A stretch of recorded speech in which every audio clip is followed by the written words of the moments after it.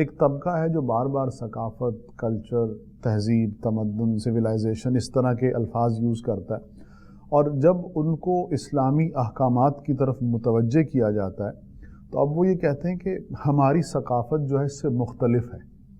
تو ثقافت کی کوئی حیثیت ہے؟ اسلام ثقافت کو مانتا ہے یا نہیں مانتا؟ دیکھیں، ایک شعر ہے، اس کا پہلا مصرع تو غلط ہے، لیکن دوسرا مصرع اس کا جو ہے نا وہ یہاں پر منطبق ہوتا ہے، بتان عجم کے پجاری تمام۔ ٹھیک ہے، یہ اسلامی احکام سے روگردانی کا ایک ہیلا ہے، ٹھیک ہے، جو لوگوں نے نکال لیا۔ اچھا، یہ ہمیشہ سے ہوتا آیا ہے، جیسے ہم نے پہلے بھی ایک مرتبہ بڑی تفصیل سے ایک چیز کے اوپر کلام کیا تھا کہ بعض اوقات جملے ٹھیک ہوتے ہیں لیکن اس کا استعمال غلط ہوتا ہے۔ ٹھیک ہے، حدیث کا انکار کرنے والے جو ہے وہ قرآن میں ہر شے کا بیان ہے، یہ والا جملہ استعمال کرتے ہیں، اس طرح کی اور چیزیں۔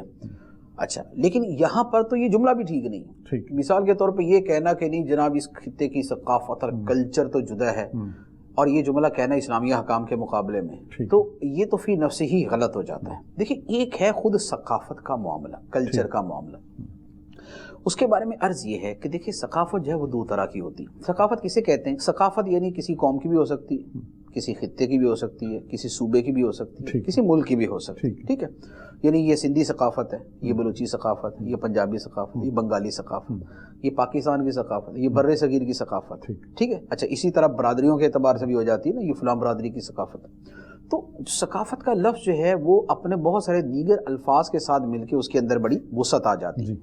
اب عرض یہ ہے کہ ثقافت بیسیکلی ہوتی ہے دو طرح کی، ایک ہے مادی اور ایک ہے غیر مادی۔ مادی ہوتی ہے کہ جس کا تعلق مادے کے ساتھ ہے، یعنی لباس ہے، رہن سہن ہے، رسم و رواج ہے، شادی بیاہ کے طریقے ہیں، یہ ساری کی ساری چیزیں یہ مادی ثقافت۔ غیر مادی ثقافت وہ ہے جس کا تعلق عقائد و نظریات، سوچ کے ساتھ ہوتا ہے۔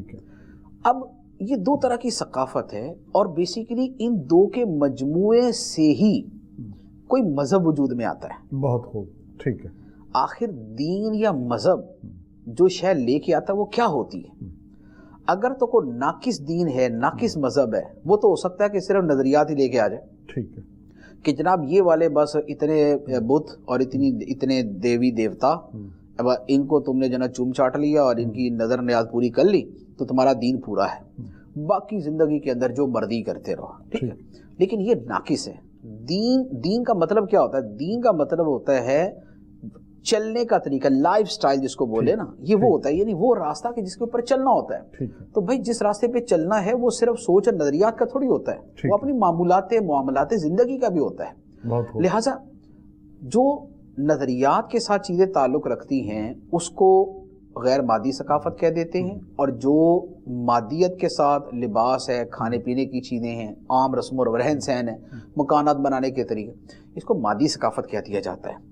اب یہاں پر جو لوگ ثقافت کی بات کرتے ہیں اس کے حوالے سے جو ایک حکم شرعی کی وضاحت ہوتی ہے وہ میں عرض کرتا ہوں۔ جہاں تک تعلق ہے غیر مادی ثقافت کا، یعنی عقائد و نظریات کا، اس میں کسی خطے کا کوئی عقیدہ، کسی علاقے کا کوئی عقیدہ، کسی صوبے کا کوئی عقیدہ، کسی قوم کا کوئی عقیدہ کوئی حیثیت نہیں رکھتا جب تک کہ اسلام سے اس کی ویریفیکیشن نہ ہو، تصدیق نہ ہو۔ بہت واضح بات، بڑی واضح بات ہے۔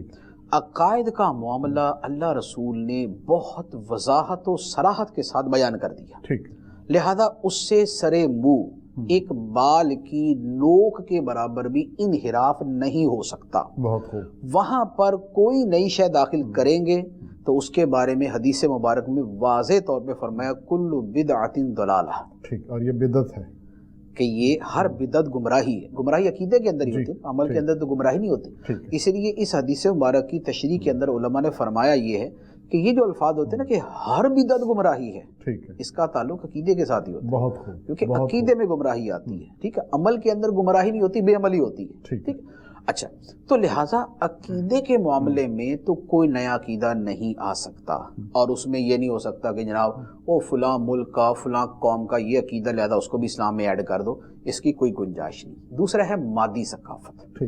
اچھا، مادی ثقافت کیا ہوتی ہے؟ مادی ثقافت کے اندر بڑی وسعت ہے، ٹھیک ہے، اس میں لباس بھی ہوتا ہے، اس میں کھانے بھی ہوتے ہیں، اس میں رسم و رواج بھی ہوتے ہیں، اس میں رہن سہن کے انداز بھی ہوتے ہیں، اس میں گھروں کے طریقہ کار بھی ہو سکتے ہیں، اس میں کوئی اپنے ملک کے اپنی قوم کے فنکشنز بھی ہو سکتے ہیں. یہ ایک لمبی لسٹ ہو جائے گی. دیکھیں اس میں بہت ساری چیزیں وہ ہیں جن کے اوپر دین اسلام کو، شریعت کو کوئی کلام نہیں، اجازت ہے اس کی. میں آپ کو اس کی ایک بڑی واضح مثال دیتا ہوں. ہمارے یہاں سندھی ٹوپی ہے، ثقافت کا حصہ ہے. سندھی ٹوپی ثقافت کا حصہ. اجرک ہے، سندھی کلچر کا حصہ ہے. اس کے اوپر شریعت کا کوئی کلام نہیں ہے. ایک اچھی چیز ہے. ایک سر کو ڈھانپنا تو ویسے ہی اسلام کی تہذیب میں یہ شامل ہے کہ سر کو ڈھانپا جائے. اب وہ سندھی ٹوپی سے ہے یا وہ عمانی ٹوپی سے ہے، بوتھ آر لائک، دونوں چیزیں برابر ہیں. لہذا یہ ایک وہ ثقافت کا حصہ ہے کہ جو بذات خود اسلام کے قریب ہے، کہ اسلام کی تہذیب کے وہ قریب ہے. لہذا اس کے اوپر کوئی کلام نہیں، اور لوگ اگر اس کو خوشی سے اپناتے ہیں تو بڑی خوشی کی بات ہے. ٹھیک ہے، یعنی اسلام کو بھی اس کو اپریشیٹ کرے گا. اجرک ہے، اجرک ایک لباس کا حصہ ہے، لوگوں کا دل اس سے خوش ہوتا ہے، تو اب اس کے اعتبار سے اس کو اپنایا جاتا ہے تو وہ بھی اچھی بات ہے، اس کے اندر کوئی کلام نہیں. اسی طرح کی کچھ لباس کی چیزیں وہ ہو سکتی ہیں جو ہو سکتا ہے کہ بلوچیوں کی ہو، کچھ پنجابیوں کی ہو سکتی ہیں، مختلف خطوں کی یہ چیزیں مختلف ہو سکتی.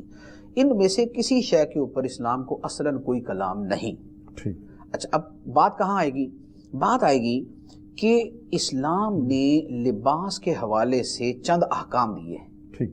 اگر کسی جگہ کا کلچر اور ثقافت ان احکام کی خلاف ورزی کرتا ہے تو وہاں پر ثقافت کا اتنا حصہ ممنوع ہو جائے گا.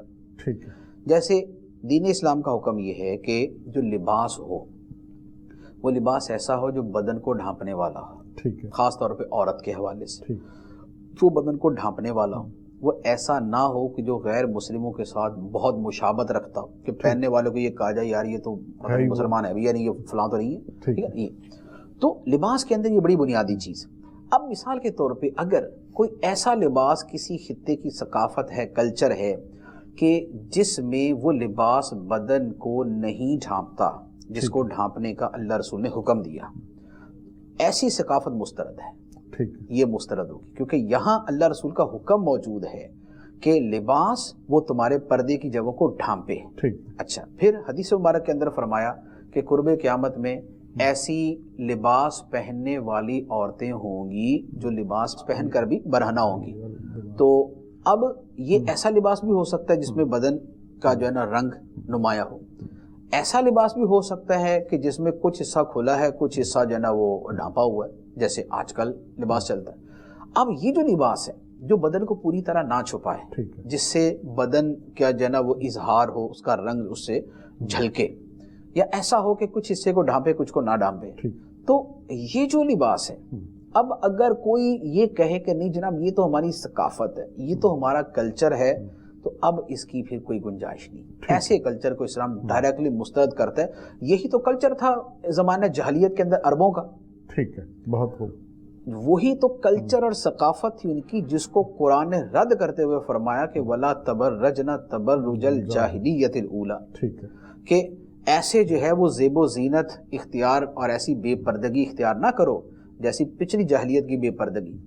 تو اب وہ جاہلیت والے جو تھے، جو جاہلیت والے جوہلا تھے، تو وہ آگے سے یہ کہتے ہوں گے نا یہ تو ہماری ثقافت ہے، یہ تو ہمارا کلچر ہے کہ ہماری عورتیں اس طرح کا لباس پہنتی ہیں. لیکن اللہ تعالیٰ نے اسی کلچر اور ثقافت پہ زد لگاتے ہوئے فرمایا وَلَا تَبَرَّجْنَ تَبَرُّجَ الْجَاهِلِيَّةِ الْأُولَىٰ، کہ ایسی ثقافت اگر جہالت کی ثقافت ہے تو اس کو سائڈ میں کرو. بہت خوب. قرآن کا حکم یہ ہے. ثقافت کی ہزاروں چیزیں، کلچر کی ہزاروں چیزیں جائز ہیں، شریعت اس کی پرمیشن دیتی ہے، آپ بڑے شوق سے کریں.